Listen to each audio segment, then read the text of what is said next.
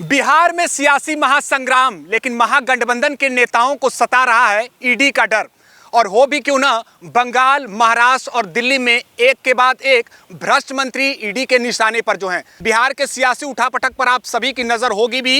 NDA से अलग हो चुके हैं नीतीश कुमार, यानी जेडीयू अलग होकर अब फिर से महागठबंधन में वापसी हुई है। जेडीयू और आरजेडी की सरकार बनेगी और नीतीश कुमार फिर से मुख्यमंत्री बनेंगे, यानी अब उन्होंने पूरे मंत्रिमंडल के साथ इस्तीफा दे दिया है और अब से कुछ ही घंटे बाद वो एक बार फिर से बिहार के मुख्यमंत्री होंगे। ये तमाम सियासी घटनाक्रम इस समय चर्चा में बने हुए हैं, लेकिन सबसे बड़ी बात यह है कि वहां के यानी महागठबंधन के नेताओं को अब ईडी के रेड का डर सता रहा है। जी हाँ, ये पुख्ता जानकारी हम अपने चैनल के माध्यम से आप सबको बता दें, और ये खुद डर का एहसास कराया है महागठबंधन के नेताओं ने। उनका कहना है कि अब वो बीजेपी से अलग हुए हैं, इसलिए ईडी के रडार पर अब वो हैं। आखिर में क्यों सता रहा है उन नेताओं को डर?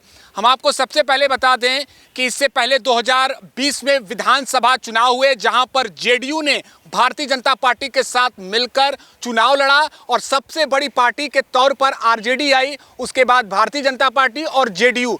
लेकिन जेडीयू ने बीजेपी का दामन थामते हुए सरकार बनाई और कुछ ही महीनों बाद यानी आज बीजेपी से अलग होकर आरजेडी के साथ जाकर फिर से सत्ता में जेडीयू। अब देखना होगा कि आगे क्या कुछ सियासी घटनाक्रम होता है, लेकिन मैं फिर से बता दूं कि उन्हीं महागठबंधन के नेताओं को ईडी के रेड का डर सता रहा है।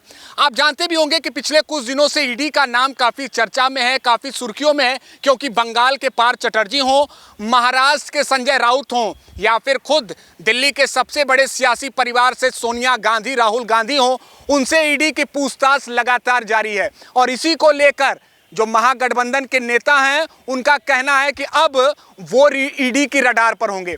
वैसे बिहार की बात कर ली जाए तो चारा घोटाला का मामला काफ़ी चर्चा में रहा, शिक्षक भर्ती घोटाला मामला काफ़ी चर्चा में रहा, इससे जुड़े अन्य विभागों से भी जुड़े कुछ भर्ती को लेकर जो घोटाले हुए वो भी मामला काफ़ी सुर्खियों में रहा। लेकिन क्या ये नेता अपने पद की जवाबदेही तय करेंगे? क्या इन नेताओं के दामन में कोई दाग नहीं है? ये सारे सवाल इस समय पूछे जा रहे हैं, लेकिन इन नेताओं को ईडी का डर सता रहा है। ईडी के डर की वजह से इन्होंने अपनी प्रतिक्रियाएं देना भी शुरू कर दिया। इनका ये कहना है कि अब वो बीजेपी से अलग हुए हैं, इसलिए वो ईडी के रडार पे हैं। तो सवाल यहाँ पर ये आता है कि क्या सचमुच में ईडी बीजेपी के इशारे पर काम कर रही है, या स्वतंत्र रूप से होकर ईडी उन भ्रष्ट नेताओं से पूछताछ कर रही है? तमाम बातें इस समय पूछे जा रहे हैं, लेकिन आज बिहार के सियासी हलचल के लिए एक बड़ा दिन रहा, एक बड़ा केंद्र रहा। और उस दौरान हम देख रहे हैं कि नीतीश कुमार, जो बिहार के सियासत के मौसम वैज्ञानिक के तौर पर जाने जाते हैं, वो भारतीय जनता पार्टी से अलग हो गए, एनडीए से अलग हो गए, और उन्होंने फिर से महागठबंधन यानी कि आरजेडी का दामन थामा है।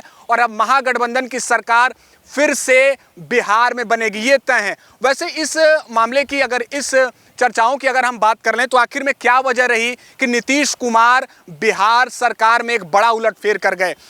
आरसीपी सिंह की बगावती तेवर कहीं ना कहीं ये बड़ी वजह मानी जा रही है। इसके अलावा जो ऑडियो क्लिप वायरल हुआ है वो भी एक बड़ी वजह मानी जा रही है। और इससे पहले कई महीने पहले भी हमने देखा कि कई ऐसी बातों को लेकर एनडीए के साथ उनके दूरियों की बातें सामने आ रही थी, खटास मिठास की बातें सामने आ रही थी, और आज उसी का परिणाम है कि उन्होंने राजभवन जाकर इस्तीफा दे दिया। राबड़ी आवास पर उन्होंने मुलाकात की है लालू यादव के परिवार से और स्पष्ट कर दिया है कि आने वाले समयों तक अब वह आरजेडी के साथ मिलकर सत्ता चलाएंगे। तो देखना होगा कि आगे स्थिति क्या होती है, लेकिन फिर से मैं यही कह दूं कि महागठबंधन के नेताओं को सता रहा है ईडी का डर।